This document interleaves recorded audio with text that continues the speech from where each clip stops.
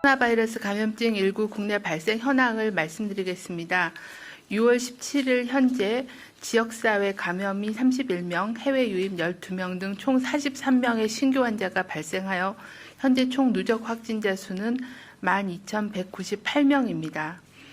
어제 신규 격리 해제자는 14명으로 현재는 1,145명이 격리 치료 중에 있으십니다. 안타깝게도 어제 사망자가 한 분 추가로 발생하였습니다. 6월 17일 국내 주요 발생 현황을 말씀드리겠습니다.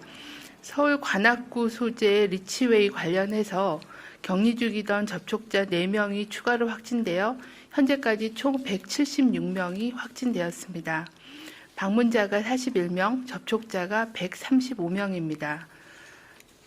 서울 도봉구에 있는 성심 데이케어 센터 관련해서 접촉자 관리 중이던 12명이 추가로 확진되어 현재까지 총 누적 확진자는 34명입니다. 시설 이용자가 24명이시고 직원이 3명, 그리고 가족 및 기타 감염자가 7명입니다. 경기 이천시 소재 이천제일고등학교 관련한 교사의 거주지의 지인 1명이 추가로 확진되어 현재까지 총 2명의 확진자가 확인되었습니다. 접촉자 1,288명에 대한 1차 전수검사를 실시한 결과 아직까지는 추가 확진자는 확인되지 않았습니다. 경기도 부천시 소재의 구성심리센터 부천점 관련하여 종사자 1명과 방문자 3명이 확진되어 감염 경로와 접촉자에 대한 조사가 진행 중에 있습니다. 대전 서구 갈마동 소재의 꿈꾸는 교회 관련해서 목사 1명과 가족, 교인, 지인 등 총 4명이 확진되어 현재 감염 경로에 대한 조사가 진행 중입니다. 6월 17일 0시 기준으로 해외 유입 확진자는 12명이 확인되었습니다. 추정 유입 국가는 미주 지역이 4명, 중국의 아시아 지역이 8명으로서 파키스탄 3명, 필리핀 2명, 인도, 일본, 카자흐스탄 각 1명이었습니다. 중앙방역대책본부는 5월 이후에 노인생활시설 또는 노인 이용시설에서의 집단 발병 사례가 증가하고 있어 주의를 당부드립니다. 역학조사 결과 생활치료시설의 경우에는 종사자가 먼저 감염되어 시설에 유입된 이후에 유행이 전파되는 경우가 많았으며 휠체어 등 공용물품에서 환경검체가 확인되는 등 공용물품 관리가 미흡한 점이 발견되었습니다. 이용시설의 경우에도 이용자 또는 종사자가 가족 또는 교회 모임을 통해서 감염된 후에 시설로 유입되는 경우가 있었습니다. 마스크 미착용 상태로 노래 부르기 등 비말로 인한 전파 우려가 높은 활동들이 운영되고 있는 것도 확인되었습니다. 종사자의 경우에는 코로나19 의심 증상이 있는 경우에는 출근하지 않고 즉시 검사를 받아주십시오.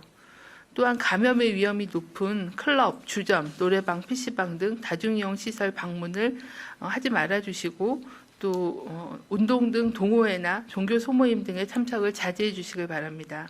입소자, 이용자에 대해서는 신규 입소자에 대한 검사와 또 입소자, 이용자 중에 호흡기 증상 또는 발열 등 의심 증상이 있는 경우에는 즉시 진단검사를 실시해 주시길 바랍니다.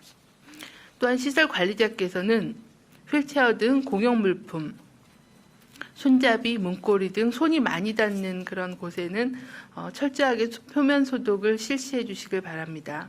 코로나19 유행은 밀폐, 밀집, 밀접된 시설에서는 모두 발생 가능합니다. 동호회 등 모임을 연기하고 또 유흥시설, 주점, 노래방, PC방 등의 방문을 자제해 주시고 일상에서의 손 씻기, 마스크 착용, 거리 두기 등을 실천해 주실 것을 요청을 드립니다.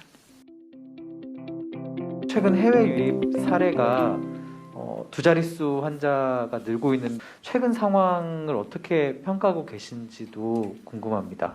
해외 유입 사례가 최근 3일간 계속 10명 이상으로 증가하고 있는 양상입니다. 멕시코와 미국 등 이제 주로 북미 남미 지역이 대부분 아직도 유행을 하고 있고 유입 사례를 상당수를 차지하고 있고 서남아시아나 이런 쪽에서의 유행이 계속 지속되고 있고 인도도 또 계속 증가하고 있기 때문에 아시아 지역에서 유입이 상당히 증가하고 있는 그런 양상입니다. 해외 유입 사례가 증가하고 있는 거는 전 세계적으로 유행이 지속되고 있는 거에서 기인하는 걸로 보고 있습니다. 그래서 철저하게 검역과 또 입국 후 관리를 철저히 해나가고 있는 상황입니다.